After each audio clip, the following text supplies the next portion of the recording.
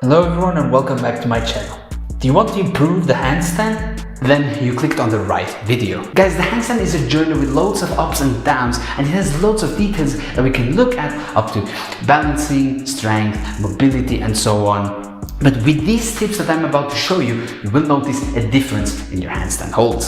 So the first tip, it's more about strength, but it's not shoulder strength, but rather upper back strength. If you didn't know, scapular elevation is essential for your handstand holds, because if you don't, then you will sink, and if you sink, you will lose stability and mobility. So if you look at it from the side, now I raise my arms to simulate it as if I was going to be in a handstand, and I'm not elevating my scapula. As you can see, my arms are not perfectly aligned, right? And to do the handstand, everything has to be completely aligned and stacked, because you look like a tower. So now if I elevate my scapula, you will see that I gained mobility, and if you do it on the floor, you will also note that you will gain more stability. So in order to elevate your scapula, what you have to do when you're doing the handstand is press the floor as much as you can. Really push that floor, and you will make yourself taller. And by doing just this, the pushing on the floor, you will make the handstand a lot easier. The elevation of the scapula could be your bottleneck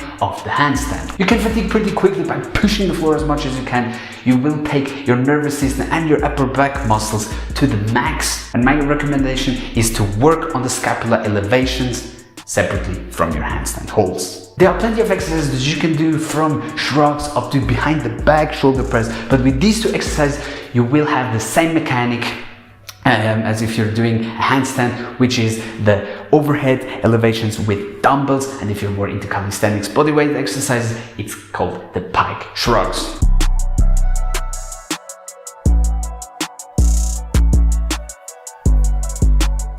With the dumbbells, what you have to do is do a shoulder press, right? And then elevate the scapula, then sink.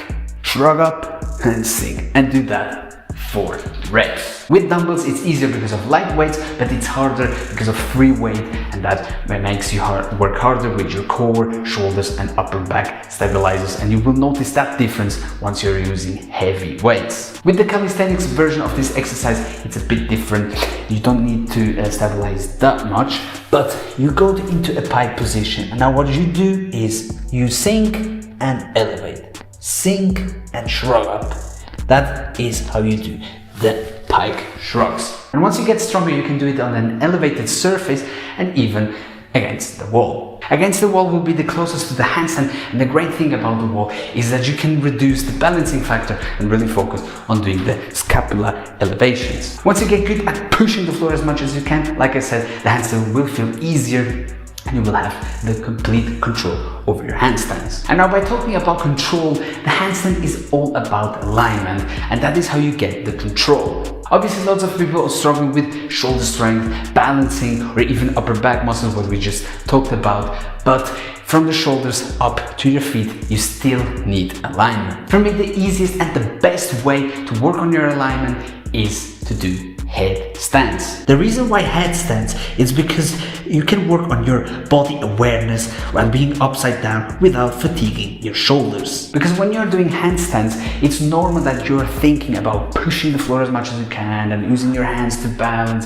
then your alignment, squeeze your entire body. So it's a lot of things going on in your head, but you need to learn just to breathe and not to think, and do the handstands as a natural thing. The headstand allows you to learn what to do with the rest of your body, and the main target is going to be your core. It feels different to control your body in an upside down position than standing normally. At the beginning, when you start doing headstands, you will use a lot of your hands and shoulders to balance, which is okay, but with time you really need to learn how to use your core. Because on the handstands, your hands are just giving little pushes with your fingertips and releasing. So it's press, release, press, release.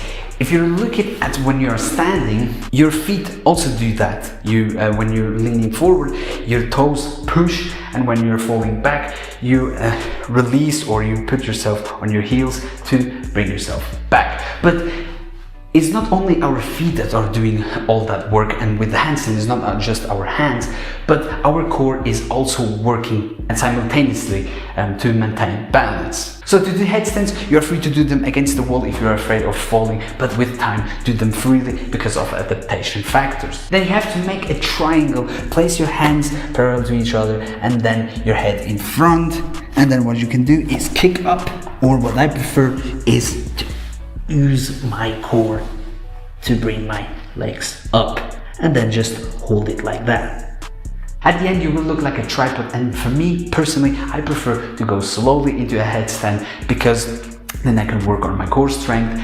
But not only that, because if you kick and you use too much momentum then you can fall, but and the other way around, if you don't kick too much then you will fall as well, and you will waste a lot of energy trying to kick. So like that you are more controlled and you can work on your core strength. Really do loads of headstands as they give you that body awareness of being upside down, and then do headstand leg raises as well, as you can work on your core strength. And you know, working on your core while being upside down, it kind of feels different. And then that together with the scapular elevations, you will make the handstand look easier. Guys, I really hope that these tips help you out with your handstand. But if you're still struggling with your handstand, even if it's balancing or even strength, you can ask in the comments and I will be there. And yeah, with that being said, I really hope that you enjoyed this video. If you did, make sure to like, subscribe, and don't forget to click on the notification bell so that you won't miss any new coming videos. I'll see you next time. Thank you and see ya.